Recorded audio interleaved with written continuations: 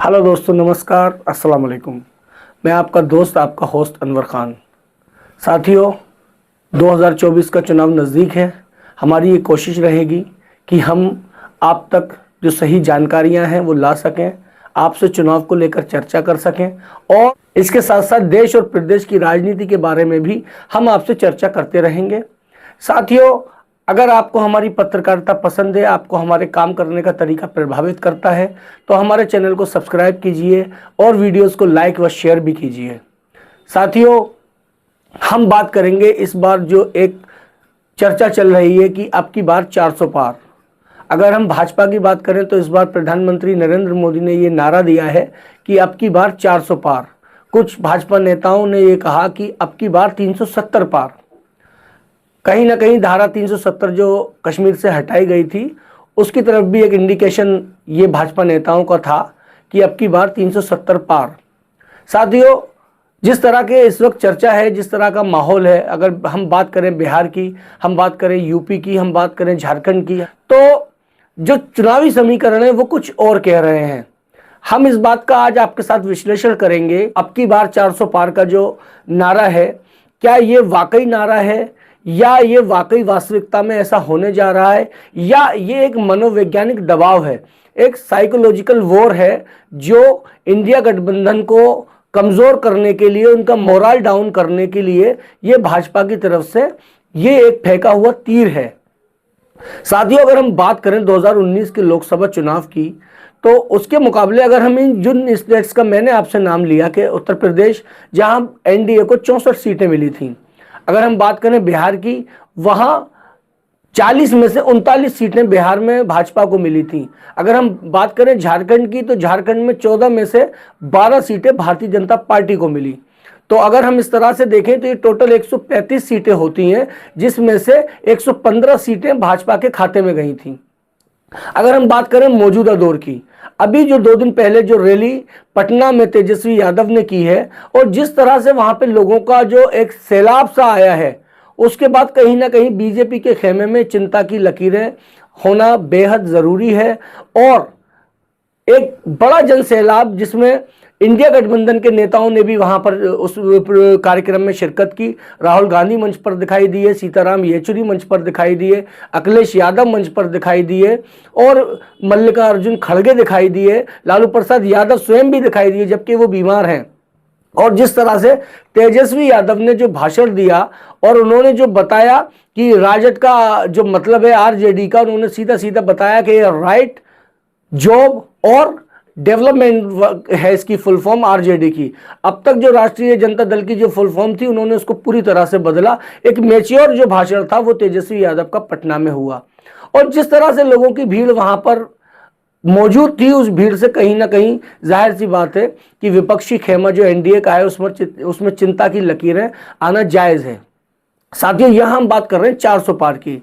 साथियों, जो बात मैंने अभी आपसे कही उत्तर प्रदेश, बिहार और झारखंड की, जो लोगों का ये कहना है कि जहां झारखंड में पिछली बार भाजपा ने 14 में से 12 सीटें जीती थी, इस बार मुकाबला 50-50 का होने जा रहा है। जो लोग बिहार की राजनीति पर पैनी दृष्टि रखते हैं, जो बिहार के राजनीतिक एक्सपर्ट हैं, उनका यहां तक कहना है कि इस बार बिहार में भी जो चुनावी लड़ाई है वो 50-50 की होगी, यानी 20 सीटें इंडिया गठबंधन को और 20 सीटें एनडीए को।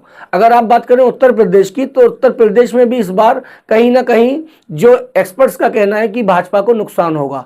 64 के मुकाबले हो सकता है इस बार भाजपा 50 और 55 पर सिमट जाए। तो साथियों, अगर हम बात करें तो इस तरह से 35 से 40 सीटों का यहां नुकसान एनडीए गठबंधन को होगा।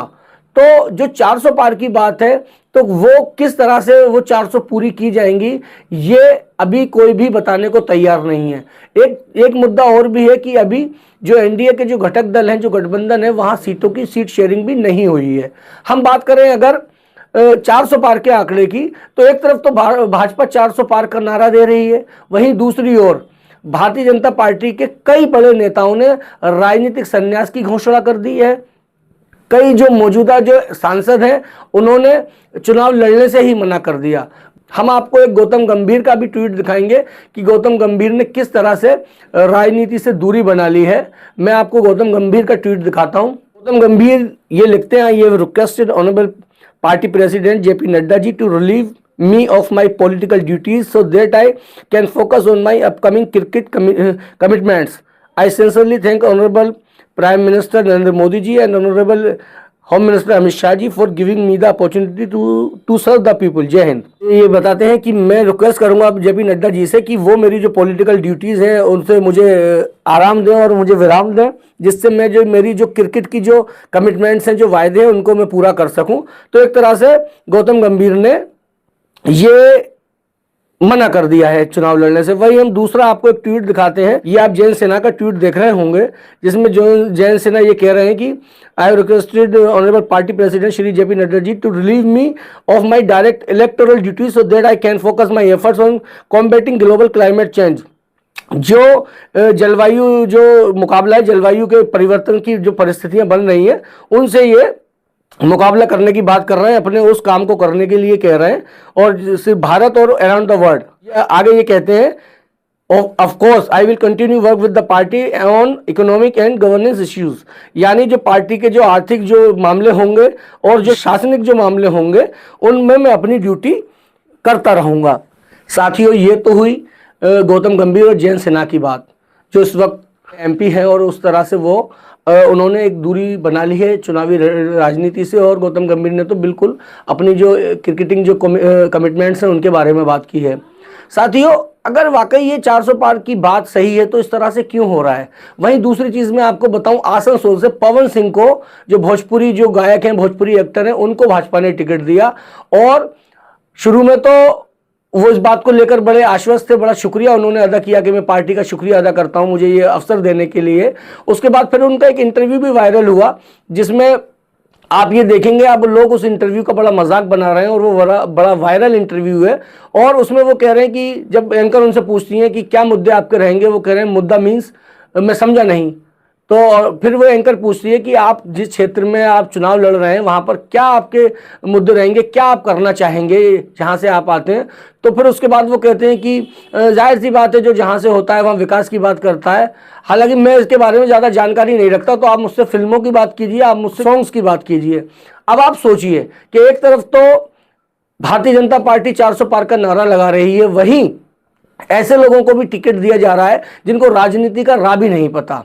हालांकि ये ट्रेंड कोई भाजपा ने शुरू नहीं किया है, ये ट्रेंड शुरू से इस तरह से चलता आया है कि सेलिब्रिटीज को टिकट दो और चुनाव जीतो और एक सीट अपनी सुरक्षित कर लो। बहुत सारे लोगों ने चुनाव लड़े। अगर हम बात करें तो अमिताभ बच्चन से लेकर जया प्रदा, हेमा मालिनी, बहुत सारे सेलिब्रिटीज, किरण खेर और आपके गौतम गंभीर, और ये सब सेलिब्रिटीज हैं। राजनीति से इन लोगों का कोई वास्ता नहीं है। बहुत सारे ऐसे हैं कि ये सभी पार्टियां इस तरह का करती हैं, लेकिन एक ऐसे व्यक्ति को टिकट देना जिसको राजनीति का राह भी नहीं पता है। और दूसरी बात एक और है कि और पार्टियां जो भी करती हैं, बट भाजपा का ये नारा है कि पार्टी विद द डिफरेंस, ये पार्टी जो हमारी जो पार्टी है वो कुछ अलग है, हम औरों से अलग हैं। तो ये भी वही भेड़चाल वाली बात हुई कि एक ऐसे व्यक्ति को टिकट दे देना जिसको राजनीति का राह भी नहीं पता है। दूसरी बड़ी बात कि जिस तरह के गाने पवन सिंह ने गाए हैं, जिस तरह के उनके वीडियो सोशल मीडिया पर वायरल हैं, महिलाओं में भी एक आक्रोश था उनको टिकट के बाद, लेकिन उनका टिकट हुआ, उन्होंने आभार प्रकट किया। लेकिन अब मैं आपको एक पवन सिंह का भी ट्वीट दिखाता हूं, वो भी चुनावी मैदान छोड़कर भाग चुके हैं। साथियों, पवन सिंह लिखते हैं कि भारतीय जनता पार्टी के शीर्ष नेतृत्व को दिल से आभार प्रकट करता हूं। पार्टी ने मुझ पर विश्वास करके आसनसोल का उम्मीदवार घोषित किया, लेकिन किसी कारणवश मैं आसनसोल से चुनाव नहीं लड़ पाऊंगा। हालांकि इनकी हिंदी भी इनके राजनीतिक जो समझ है उसके जैसी ही है, लेकिन ये भी कहीं ना कहीं कह रहे हैं कि मैं चुनाव नहीं लड़ पाऊंगा।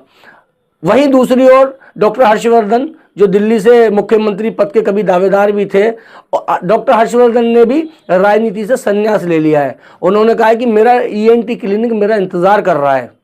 तो साथियों, कहने का तात्पर्य ये है कि एक तरफ तो 400 पार की बात की जा रही है, वहीं पार्टी में इस तरह से भगदड़ भी मच गई है। और जानकारों का तो यहां तक कहना है कि एक बार चुनाव आचार संहिता जब लग जाए और सभी जगह पूरे के पूरे सारे लोकसभा सीटों पर जो है वो टिकट बांट दिए जाएं, उसके बाद ऐसी और भी चीजें नजर आएंगी। तो साथियों, भागा दौड़ तो सभी पार्टियों में इस वक्त लगी हुई है।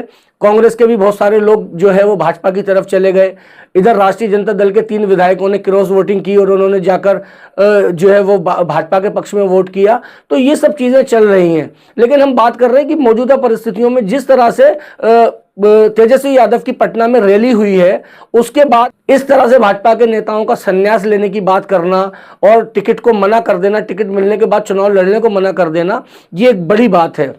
साथियों, आप लोग भी इस पर विचार कीजिए और हमारे वीडियो पर कमेंट भी कीजिए और हमें बताइए कि आपको ये वीडियो कैसी लगी। साथियों, बहुत बहुत शुक्रिया।